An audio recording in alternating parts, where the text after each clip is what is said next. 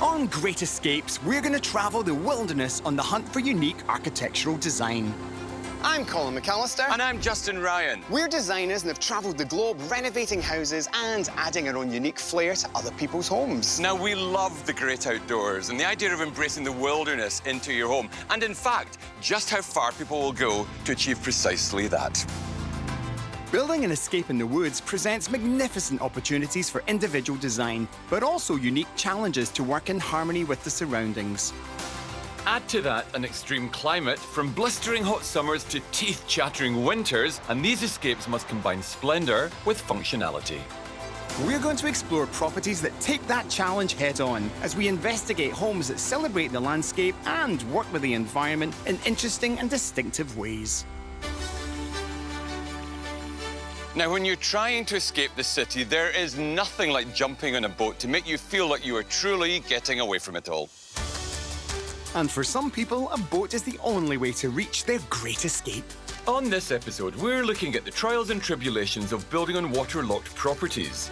We'll meet one architect whose remote water access cabin blends seamlessly into the landscape. I think it's fantastic that we're standing here and we actually can't really see your property. It was important to me to be really quiet, for the landscape to dominate and for the building to recede into it. Another who set out to build an off-grid island escape with a bold yet breezy feel. Oh, wow, it's enormous. Everything is challenging about a water access place. Yeah. Every single piece has to come by hand at some point. And lastly, a secluded property that prioritizes letting the outdoors in, using the forest as its hallways. Come on. Look at this place. Come on.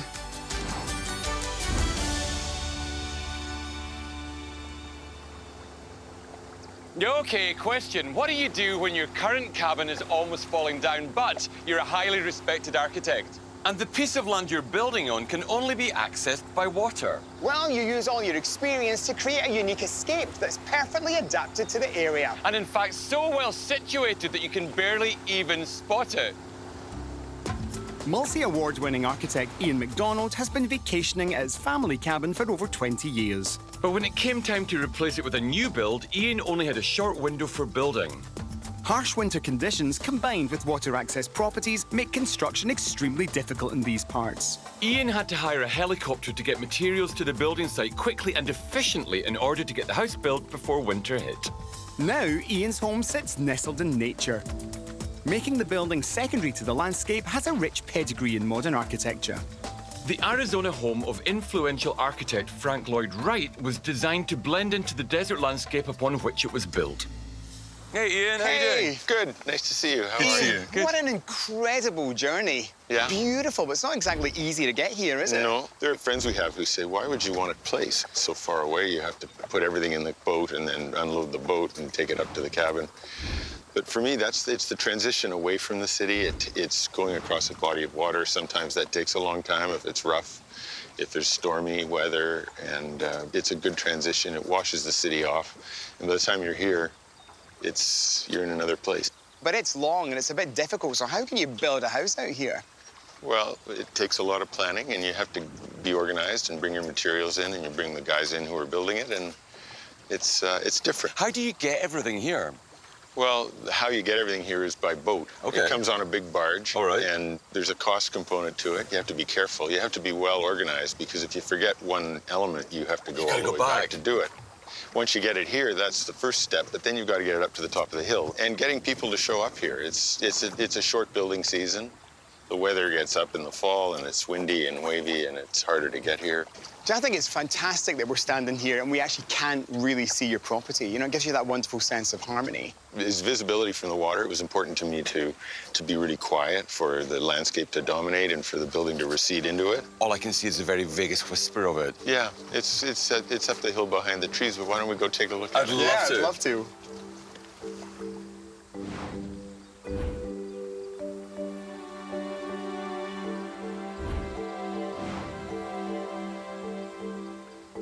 Oh, no, this is fantastic, Ian.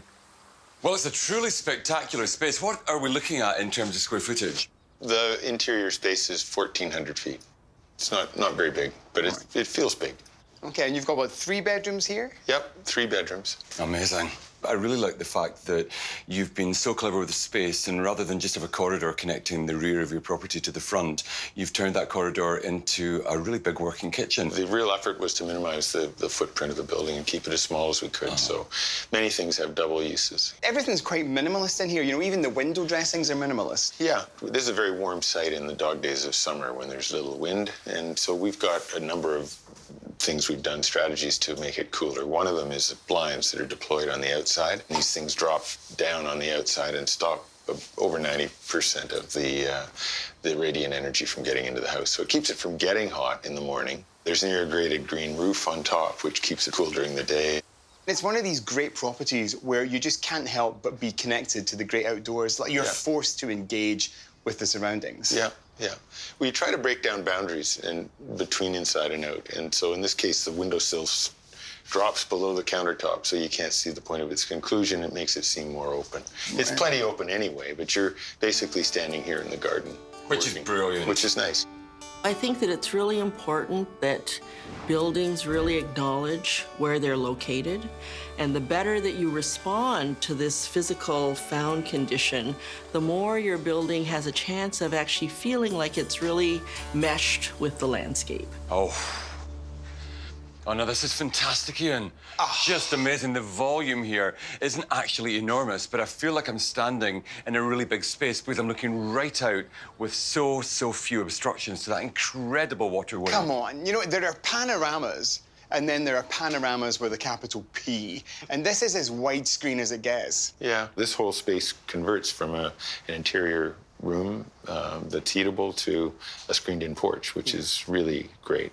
It connects you to the landscape. My favorite thing in here, this wonderful concrete elevation. What's the story with this? I mean, clearly it's housing a fireplace, but what is it and how does it work? Well, that's the hearth. That's the fireplace for the cabin. It's solid concrete. It's also solid? What does that weigh? There's about 8 tons of concrete in there. 8 tons? Yeah. Oh, it's wow. a big, heavy element, so it provides thermal mass. There are 2 wood stoves throwing heat into it, and it warms up during the day. The fires can go out, and that's giving heat back to the cabin for 24 hours or so after that. So it evens out the cycle of, you know, warm, cold, and makes it easier to heat. A job very well done. Thank you. I think this is a total dream property. Ian has done what can only be described as a remarkable job with this. It's a clever observation of what will happen if you plan every square inch perfectly. It's blended and blending into the scenery so perfectly that it whispers rather than screams designer. So to meet an architect who's obviously created his own home, it should be that to the power of 10. This is Ian's DNA. It has his signature on every single piece of wood. It is his wonderfully calm personality personified in a building.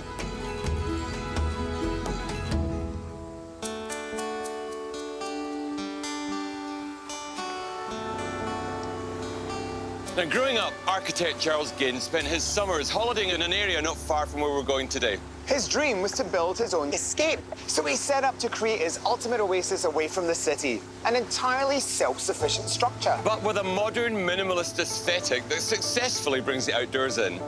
Charles and Robin's escape is a modern structural gem. Industrial touches like massive windows exposing timber beams give a nod to the high-tech architectural style of the 1970s and 80s. High-tech architecture transformed industrial details such as pipes and ductwork into celebrated design features. Entire walls of glass with minimal metalwork are a hallmark of the style. Hey, guys. Hey! That was a choppy run in, I'll tell you. Great to meet you, and that is quite an approach to this house that looks positively magnificent. It can be a wild ride. Yeah, indeed, but then it's worth it because you see this incredible house and your incredible rock. Can we show you around? Would love a Yeah, look. we'd love to, please. Okay. Lead the way.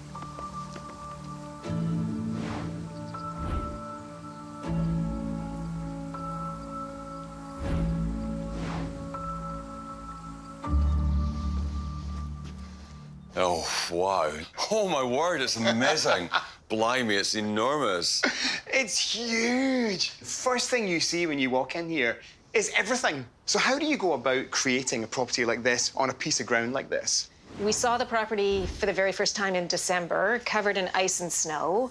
took a leap of faith and decided to buy it. And for the first 2 or 3 seasons we were here, we had a dock, we had a canoe, and we had a tent. And you lived there? We just camped. We did. Wow. Yeah.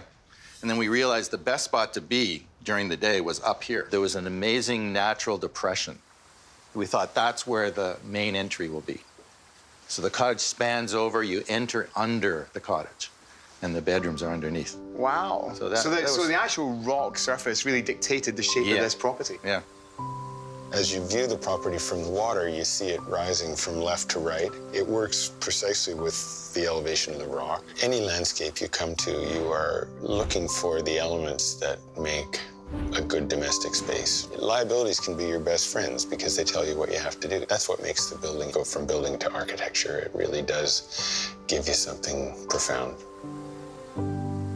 You're on a glass bridge from the land to the air. Wow, because it feels like a lookout, because you get up here and the first thing you see is the fact that we're actually almost in the canopy of the trees. We're at the treetops. And then I love the fact that you can actually look in every single direction and see something. It's all solar run, too. Right. How easy is it to live a life essentially off the grid? Remarkably easy. And quite frankly, the hydro up here isn't super reliable. So a storm comes in, downs the lines, and some of our neighbors can lose power for 2 or 3 days. And that doesn't You're happen with to your us. microwave and your irons and your hair dryers and all your devices. We're good. Yeah, you're good. How many square feet altogether do you have? So we've got about 2,000 square feet of living space and about 2,000 square feet of windows. Oh, fabulous. Yeah. These are really impressive windows. It's just the amazing size of the glass. They're 6 feet by 7 feet. So 2,000 glorious feet indoors. What do you have outside? Let's Come show see. you. Okay. Guys, you know, it's challenging weather up here. It's July, and it's kind of blowing a little mini storm. So it must have been hugely challenging to build something like this on land like this. Everything is challenging about a water access place. Yeah, Every single piece has to come by hand at some point. for sure. You have to be organized in advance. You don't want to be building as much on site, so you want to prefab as much as you can. The wood was all pre-drilled, connections ready, so that when we got on site, you just put it all together like a big mechano set. Can you give me some of the big challenges? Let me know some of the things that might have been issues that you've had to contend with. Well, one of the big challenges was getting concrete out here. And concrete has to come on a barge, and it had to go on a 3-hour barge trip. So they told us, by the time you get here, you only have an hour to spare, and then the concrete would be hardening. So it was a mad dash, and then it had to get pumped fast. So that was super challenging. Right, so if you miss that hour, then Then you're you got screwed. Yeah, and you got 2 concrete trucks sitting on a barge. No one wants to lose a concrete barge. I certainly don't know it. Yeah. That's not in your economic plan. Exactly. I think your plans would be sunk, Yeah. Of literally. course. But getting all the materials here, everything had to be hauled up by hand. We had a little mini mobile crane. And we actually had people come in and lived here for a week, putting on all these windows. Right. And they were cooking chili all day long on a hot fire. What a memory, what an Just to stay incredible warm. memory. How important was it for you to build a home that would in many ways merge into the environment? We wanted things like sustainability, and we have solar power, we're off-grid, and we have this unique septic system that uses peat moss, and it like creates this swamp, a bog, and cleans everything. Oh, that sounds a bit icky. Wow, We but won't take you there. No, let's not look at that. it doesn't have to be pumped It doesn't out or have to be anything. pumped, pumped. and it should be good for 20 or 30 years. What makes this so special to you guys? It's a refuge, a place of quiet and peacefulness. Boy, did you ever get it right. Thank you. Thanks.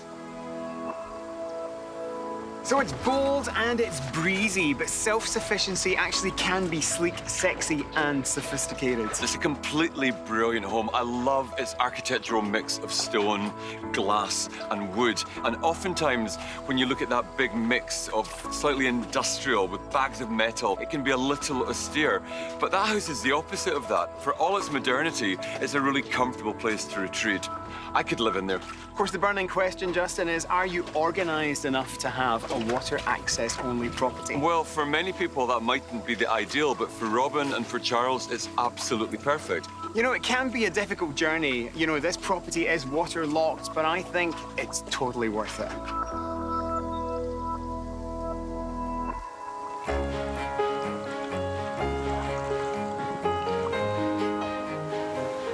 After years of visiting their friend's island property, architect couple Bridget Shim and Howard Sutcliffe decided to build their own remote escape. And they quickly learned that they'd have to come up with some really creative solutions to deal with some of the issues that living on an island can present. Bridget's Island Camp has strong parallels with the Farnsworth House, a masterpiece of modern architecture.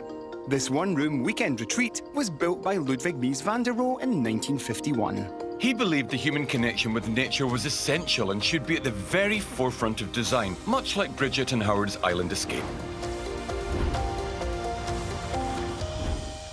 Hello, Bridget. Hello, how are you? We're good, thank you. Good. You know what? Better for seeing you and this incredible cabin, which I'm going to tell you right now is unlike anything I've seen before. Very special place. We're very lucky to be here. Most cabins you approach from the lakeside, but here, you're encouraged to go through the forest first. The boardwalk is a narrow footprint, so in a way it allows nature to be all around you. It's almost like you've created this wonderful secret. The elevation and the view is heart-stopping. It's very spiritual, and the landscape is always changing. It's a big sky, and it's doing something different every minute, and you just get to enjoy it all the time.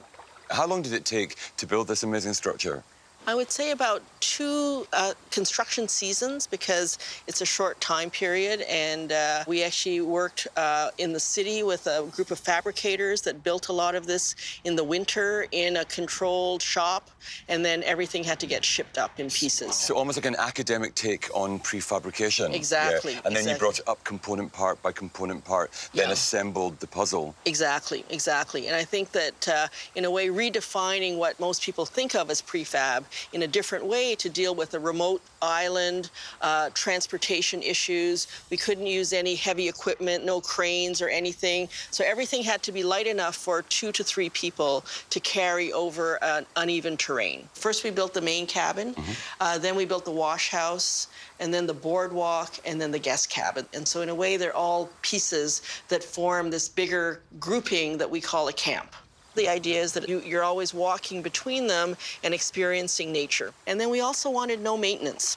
And so much of these materials weather, they age, and they develop a wonderful patina, and hopefully you don't have to do a lot. So the home's improving with every season that passes and every year that endures. All buildings engage and interact with nature. And in this landscape, I think you don't want to be kind of maintaining your buildings. You actually just want to be enjoying the landscape. So you've designed this incredible property with your husband, Howard, also an architect. And I have to say, first impressions, it's remarkable. But I want to go back to some of the simple first points of planning. How did you attach this building to the bedrock? So typically, most people would pour a concrete footing that would be anchored to this amazing billion-year-old rock. Geology at its absolute finest. Unbelievable. So we actually drill into the rock to anchor a grid of screw jacks, and they can be leveled, and that creates the superstructure that everything else is built on. You could anchor screw jacks in with a couple of bolts, I imagine, and they'd be secure, and you'd just be touching the rock. So the rock gets to run continuously through, so the building is distinguished from the landscape. The landscape is continuous. You're not interfering with it or cutting into the rock in any way. It was really just a kind of reverence and respect for the landscape that we're in. I'd love to have a look inside. Please, come on in. Oh, yes, thank let's you. go.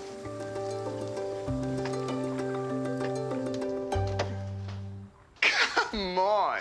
Welcome. This is our wooden tent. Come on, Bridget. Look at this place. Come on. I'm going to say that again. Come on. This is totally off the charts. It's unlike anything I've ever seen. So this is about 1,100 square feet. There's 1 bedroom. There's also a guest cabin, a wash house. So they're all separate buildings. This is just incredible. The light, the shape. This is brilliant. It's actually just trying to respond in a very direct way to the physical location that we're in. You look everywhere, north, south, east, and west, and there's something going on. On one hand, you see the green of the forest, and on this side, you actually see the blue of the water, and that you're actually experiencing both with natural light coming right down in the middle.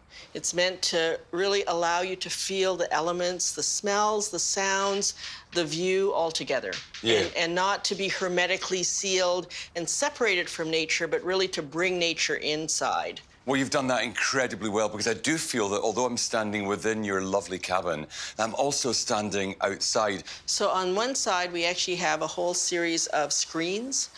They can be fully opened, they can be insect screen, and then we actually have fiberglass, which can protect you from the wind. One of the things that takes the eye immediately is this long, long skylight. What's it made from? So it's actually made of plexiglass. It's a double layer of plexiglass. And we didn't want to spend a lot of money. So we actually looked at a greenhouse glazing, which is an off-the-shelf product that they use for industrial greenhouses. So we only have one bay, whereas a greenhouse might have many, many bays. And it's actually fiberglass because we were concerned if trees fell in the winter. So it's actually very resilient. It's made of a double channel. And then the whole thing cranks open to provide both cross ventilation and also natural light right in the middle. So really everything we want does more than one thing, and it actually benefits us in more than one way. So during construction, you would obviously bring every single component right here to the island. What would you do about construction waste? You know, how do you minimize that? So one of the things that we're very concerned about is our ecological footprint and trying to minimize that wherever possible. So our definition of prefabrication isn't just rolling up with a flatbed and a kind of container and assembling them.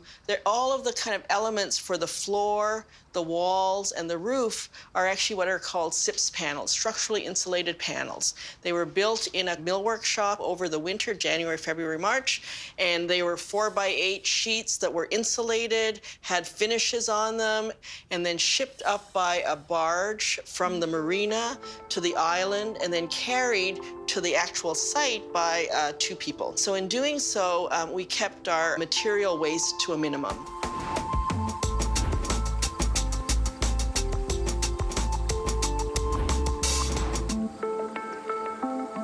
On this side, we have a long horizontal window, but at both ends, we actually have wooden panels that open up. Right. And so depending, again, on the kind of breezes and the day, we get great cross ventilation all the way through. And then if you're sitting at the bench, it's actually at perfect bench height. You're actually perfectly framed to view the forest. Yeah, it's amazing. Come and sit here. What I'm also loving about this is I imagine this is wide enough to be used as a bed. So extra guest seating, so bang for your buck, double bubble, an opportunity for something to serve a secondary purpose. Exactly. The arrangement of every layer of this home is really exciting, and it's a really lovely residence. So, Bridget and Howard's wooden tent, just incredible. This would not have been an easy project to build. I'm totally gobsmacked. Honestly, I'm taken by surprise by this property. It's industrial, it's beautiful, it has an appreciation of nature. And I think prefab is too small a description. Totally fab is how I would term it.